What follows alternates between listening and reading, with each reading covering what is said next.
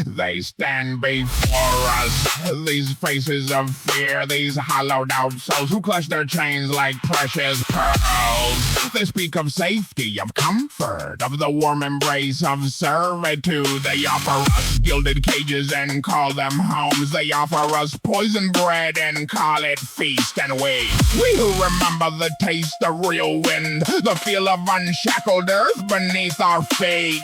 We are the madmen in their eyes.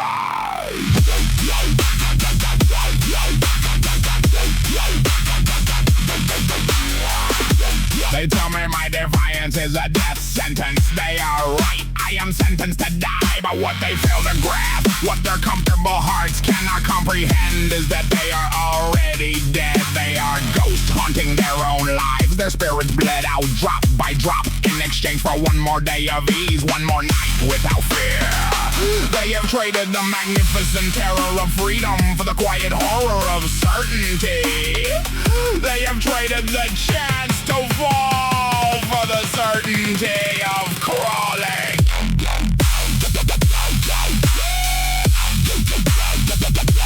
Look at them, they breathe, but they do not live, they walk, but they do not strike, they speak, but their words are not their own. Every action is a permission slip signed by your master. Every thought a potential crime against the order that keeps them fed and fat, and that's all they call this life. I call it a slow rotting death, a decay that begins in the soul and works its way outward until the body is just a hollow shell, a puppet dancing on strings it has forgotten are even there. I would rather have one single sunrise drenched moment of true freedom than 1,000 years of their existence. I would rather die on my feet, fighting for the right to speak my own mind, to love whom I choose, to fail on my own terms, and live for an eternity on my knees, my head bowed, my spirit broken. What is the point of a heart that only beats with another's permission?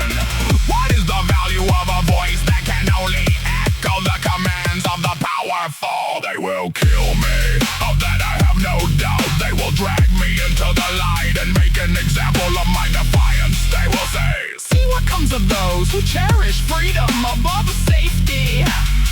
See the price of madness.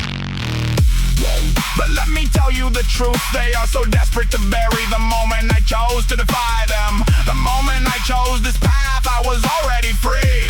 The body is a temporary vessel, a fragile shell of meat and bone. It can be broken, it can be bled, it can be burned to ash. But the spirit, the will, the unquenchable fire of liberty that cannot be chained, that cannot be killed. It is a spark struck in the darkness, and once lit can never be truly extinguished. My death is not an end, it is a statement, it is a testament, it is a seed planted in the barren soil of their control, and from it a forest of rebellion will grow. So let them come, let them bring their swords and their chains. I will not flinch, I will not beg, I will meet them with a laugh, for I know a secret they do not. I am already free, and there is no power in heaven